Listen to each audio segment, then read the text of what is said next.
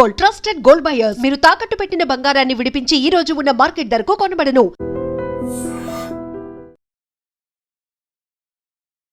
దేవాలయాల మీద దాడులు ఇవి ఎంత కామన్గా మన తెలంగాణ రాష్ట్రంలో ఆ మధ్య అంటే ఒక 3-4 నెలల క్రితం మనకు తెలుసు ఎంత భయంకరంగా వినిపించాయో. ఎక్కడో చోట సికింద్రాబాద్లో స్టార్ట్ అయినటువంటి ఆ దేవాలయాల మీద దాడి ఫ్రీక్వెంట్గా ఒక 2-3 నెలల్లోనే దగ్గర ఒక 15 నుంచి 20 దేవాలయాల్ని విగ్రహాల్ని ధ్వంసం చేసినటువంటి పరిస్థితి. సరే, ఇప్పుడు ఏమైనా జరుగుతున్నాయా అంటే మన రాష్ట్రంలో పెద్దగా ఏం జరగట్లేదు, కానీ సేమ్ అట్లాంటి ఇన్సిడెంటే ఇప్పుడు బెంగళూరులో జరిగింది. అది మొన్న సోమవారం రోజే జరిగింది. మీరు చూస్తున్నటువంటి వీడియో ఏదైతే ఉందో ఆ వ్యక్తి ఎవరైతే ఉన్నాడో మధ్యాహ్నము అందరూ చూస్తుండగానే ఫ్రాక్షన్ ఆఫ్ సెకండ్స్లోనే దేవాలయం మీద దాడి ఎట్లా చేస్తాడు? ఫస్ట్ మనకు తెలుసు కదా, దేవాలయానికి ముందు ధ్వజస్తంభం ఉంటుంది కదా, ఆ ధ్వజస్తంభాన్ని రాయితో కొడతాడు.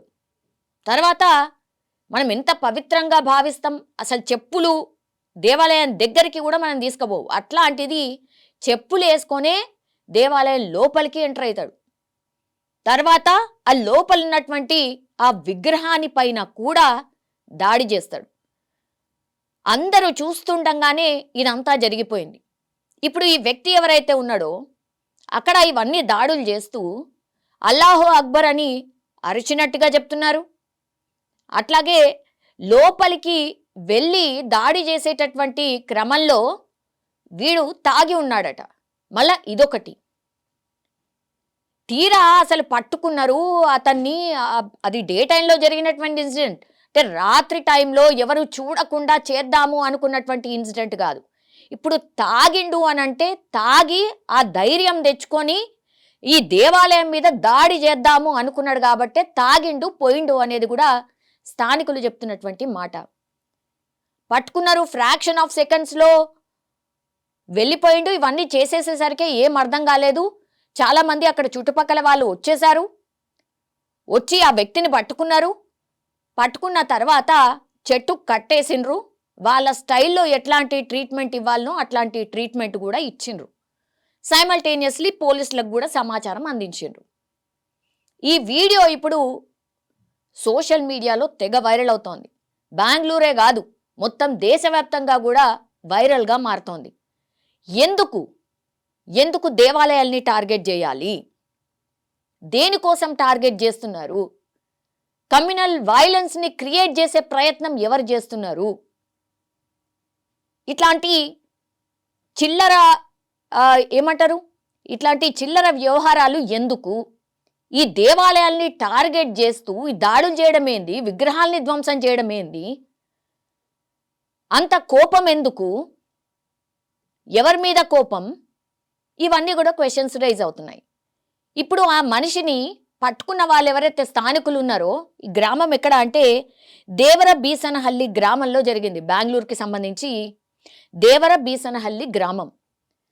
ఆ గ్రామంలో ఈయనను పట్టుకున్న తర్వాత అసలు నువ్వెవరు, ఏంది, ఎందుకు ఇట్లా చేస్తున్నావు, అసలు ఏడు నుంచి వచ్చినావు అని అడిగినప్పుడు బంగ్లాదేశీయుడట, ఇల్లీగల్గా వచ్చిండు.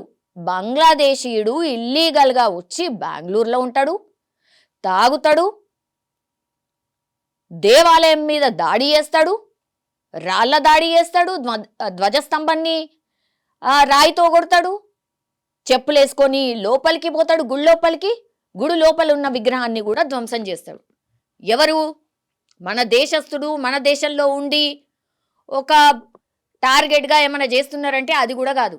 బంగ్లాదేశీయుడు అక్రమంగా మన దేశంలో మరి ఈ మధ్య కాలంలో వచ్చిండా, లేకుంటే ఎప్పటి నుంచి ఉన్నా కూడా మన వాళ్ళు గుర్తించలేకపోయినరా? పోలీసులకు కనీసం ఇన్ఫర్మేషన్ కూడా లేదా? ఈ బంగ్లాదేశీయుడు నేను ఇల్లీగల్గా ఉంటున్నా అని అంత ధైర్యంగా ఎట్లా చెప్పగలుగుతాడు? ఏమైతుంది దేశంలో? అసలు దేవాలయాల మీద దాడి చేయడం ఏంది? ఎందుకు? ఎవరిని రెచ్చగొట్టడానికి చేస్తున్నారు? ఏ మోటివ్ లేకుండా, ఎవరితోని కూడా ప్రేరేపితం కాకుండా ఎవరు మాటలు వినకుండా ఈ వ్యక్తి వచ్చి మన దేవాలయాల మీద దాడి చేసిండా? పోనీ మరి వ్యక్తి ఇట్లా దాడి చేయడానికి ఆయన వెనకాల ఎవరన్నా ఉన్నారా? ఇందులో ఏ కుట్ర కోణం దాగుంది? బంగ్లాదేశీయుడు మన దేశంలో ఎట్లుంటాడు? మనం ఏం చేస్తున్నాం? మన ఇంటెలిజెన్స్ వ్యవస్థ ఏం చేస్తుంది? మన పోలీసులు ఏం చేస్తున్నారు? మన టోటల్ సిస్టమ్ అంతా ఏం చేస్తుంది? మర్యాదగా వెళ్ళిపోయండి, మీ దేశానికి మీరు వెళ్ళిపోండి అని కరాఖండిగా చెప్పేసింది కదా కేంద్రం. అయినా మరి వచ్చి ఇట్లా దేవాలయాల్ని టార్గెట్ చేస్తూ దాడి చేసిన తర్వాత బంగ్లాదేశీయుడు నేను అక్రమంగా ఈడుంటున్నా అని ఎట్లా చెప్పగలుగుతున్నాడు? ఏ గుర్తింపు కార్డు లేదు, ఏమీ లేదు, కానీ బిందాస్ ఉంటున్నాడు. ఇప్పుడు దేవాలయాల మీద దాడి చేసిండు కాబట్టి ఆ విషయం తెలిసింది బంగ్లాదేశీయుడు అని. ఏ దాడి చేయకుంటే అట్లా ఎంతమందో ఇంకెంతమంది దాడి చేయడానికి రెడీ ఉన్నారు తెలియదు. ఎట్లుంటారు బంగ్లాదేశీలు, ఎట్లుంటారు పాకిస్తానీలు, ఎట్లుంటారు ఇంకో దేశం ఎట్లుంటారు? ఇల్లీగల్గా మన దేశంలో ఎట్లుంటున్నారు? మన సిస్టమ్ ఏం చేస్తుంది? మన ఇంటెలిజెన్స్ వ్యవస్థ ఏం చేస్తుంది? మనం ఇంకా ఎంత కేర్ఫుల్గా ఉండాలి?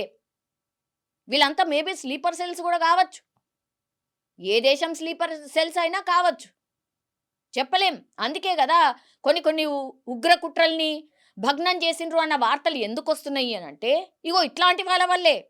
సో ఇప్పుడు బంగ్లాదేశీయుడు ఎవరైతే అక్రమంగా మన దేశంలో ఉండి మన దేవాలయం మీదనే దాడి చేసినటువంటి వ్యక్తి మీద మేము చర్యలు తీసుకుంటాము అని ఇప్పుడు పోలీస్ వాళ్ళు చెప్తున్నారు.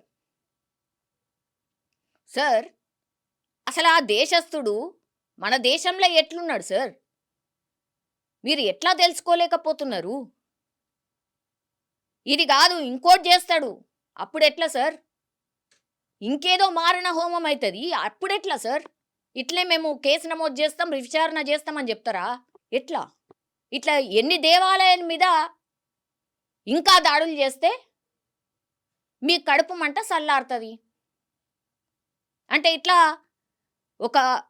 అంటే మన ఏమంటారు, మన సాంప్రదాయాన్ని మీద దెబ్బ కొట్టి ఎవరు ఆనందపడుతున్నారు? ఆలోచించాలి ఇవన్నీ విషయాలు కూడా. ఇప్పుడు ఇంత పెద్ద ఇన్సిడెంట్ జరిగింది, ఇప్పుడు ఆయనను పట్టుకున్న తర్వాత కేసు ఏదో వేస్తారు, ఇంకేదో అవుతుంది. రేపు తెల్లవారి ఇట్లాంటి వాళ్ళు లేరు, ఇంకోసారి జరగదు అని మీరేమన్నా ప్రామిస్ చేస్తారా?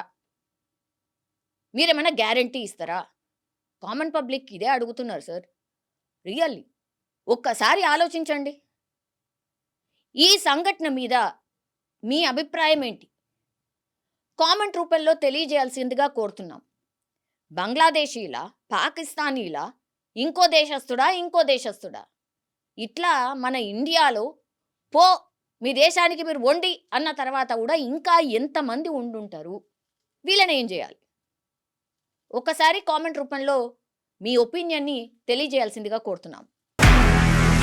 నిజంగా ప్రస్తుతం ఉన్నటువంటి సమాజం దేనికి ప్రయారిటీ ఇస్తుంది? ఆర్థిక సంబంధాల చుట్టూ మాత్రమే తిరుగుతోంది. మళ్ళీ ఎన్నికలంగానే చాలా విరక్తి కలుగుతున్నాం. మంచి అనిపిస్తుంది కదా, లేడీస్ కూడా ఛాలెంజింగ్ జాబ్స్ చేసినప్పుడు చాలా బాగుంటది. ట్రాఫిక్ అసిస్టెంట్స్ గా నియమించిన ట్రాన్స్జెండర్స్ అందరితో సాల్యూట్ చేయించుకుంటున్నారు. ఫుడ్ డెలివరీ ఇవ్వటానికి వెళ్ళినటువంటి డెలివరీ బాయ్ అనిల్ పై కళ్ళ ముందు